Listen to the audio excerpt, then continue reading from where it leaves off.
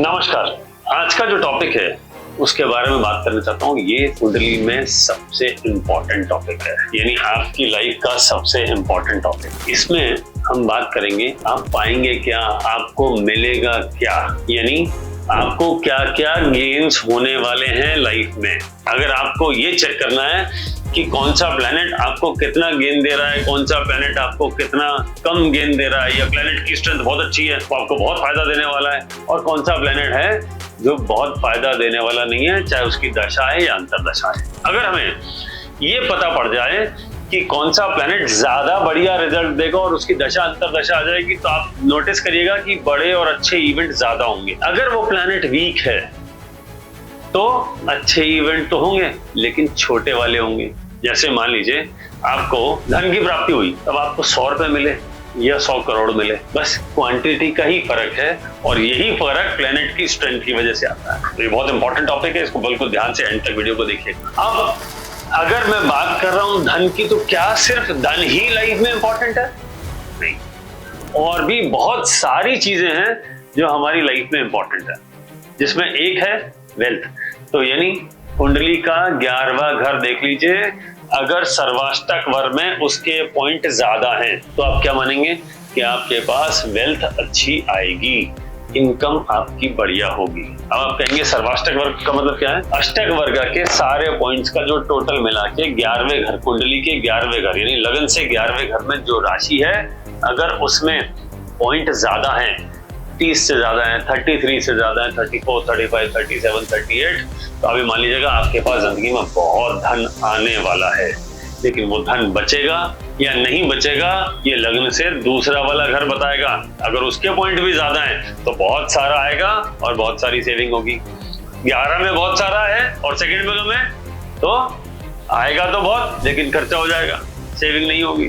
तो आपको समझना चाहिए सेकंड हाउस में अगर कम अष्टवर्ग कम पॉइंट है तो बैंक में पैसे मत रखिए, किसी एसेट्स में लगा दीजिए, कहीं सेव कर दीजिए, कहीं और इन्वेस्ट कर दीजिए, other source of income generate करने की कोशिश करिए, उसमें इन्वेस्ट कर दीजिए।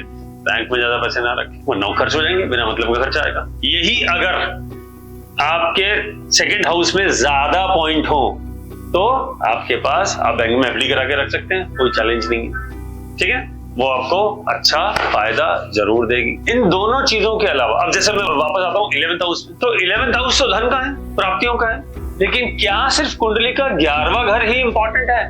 नहीं, इसके अलावा भी बहुत सारी चीजें हैं जो आपकी कुंडली में बहुत इंपॉर्टेंट रोल प्ले करती है। मान लीजिए आप जॉब में हैं और आपका बॉस आपको सपोर्ट करेगा या नहीं करेगा, ये कौन बताएगा? ये बताएगा आपकी कुंडली का सूर्य।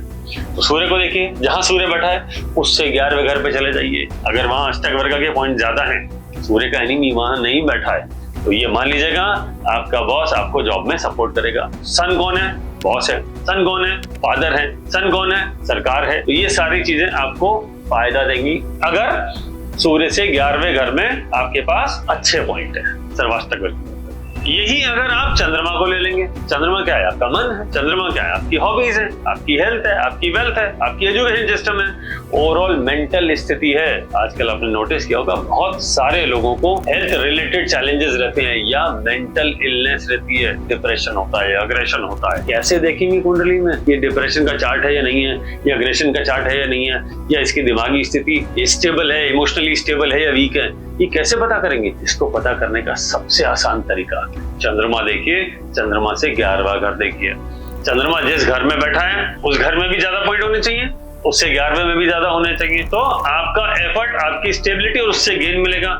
चंद्रमा वाला वीक है तो आपकी मेंटल इलनेस है, आप इमोशनली अनस्टेबल है, इंस्टेबिलिटी थोड़ी ज्यादा रहती है, थॉट प्रोसेस में बार बार फ्लक्चुएशन आता है, चांसेस हैं आप डिप्रेशन में चले जाएं। अगर किसी बैड प्लेनेट का एस्पेक्ट आ रहा होगा या उस पर कोई इंप्रेशन आ रहा होगा, एस्पेक्ट आ रहा होगा, या किसी वजह से कनेक्ट हो रहा होगा, तो डिप्रेशन का। अगर कोई फायरी प्लेनेट का आ रहा हो, जो मंगल का संबंध आ गया, तो वो आपको ज्यादा अग्रेसिव बना देगा। राहु का आ गया वो आपका तो रिएक्टिव बना देगा, है ना, आप उल्टा जवाब देंगे, नेगेटिव ही सोचेंगे या नेगेटिव कर देंगे। आपको ये सारी चीजें अगर समझनी है कि आपका एफर्ट किस डायरेक्शन में जा रहा है, कौन आपको सपोर्ट कर रहा है, कौन आपको सपोर्ट नहीं कर रहा, बिल्कुल simple 1 minute technique to find out आपको जिंदगी में कहां से सपोर्ट मिलेगा। जिस प्लैनेट से 11वें घर में अच्छे पॉइंट होंगे वो प्लैनेट अपनी दशा अंतरदशा में बढ़िया रिजल्ट देगा, और जिस प्लैनेट से रिलेटेड 11वें घर में अच्छे पॉइंट नहीं होंगे या जहां वो प्लैनेट बैठा है उसमें कम पॉइंट होंगे, वो अपनी दशा अंतरदशा में अच्छा रिजल्ट बिल्कुल नहीं देगा। अगर अच्छा दे भी रहा होगा तो अच्छे छोटे छोटे इवेंट होंगे, बड़े इवेंट अच्छे नहीं देगा। अगर आप ज्योतिष के स्टूडेंट हैं ये टेक्निक लगा के देखिएगा। अगर पसंद आए, काम करती हो, कमेंट में डालिएगा, ना भी आए तो कमेंट डालना बिल्कुल मत भूलिएगा। अगर आपको अच्छा लगा वीडियो को लाइक करें, सब्सक्राइब करें, सब जगह फैलाएं, अपने दोस्तों में, अपने फ्रेंड्स में, ज्योतिष लर्नर्स जो है उनमें दीजिए, और ताकि सभी लोग इस टेक्निक का फायदा उठा सके और एग्जैक्ट और करेक्ट प्रेडिक्शन दे सके। किसी भी प्लेनेट की स्ट्रेंथ या वीकनेस आप एक ही मिनट में जज कर सकते हैं, और ये उसका तरीका। थैंक यू, नमस्कार। अगले वीडियो में फिर मिलते हैं एक बढ़िया टॉपिक के साथ।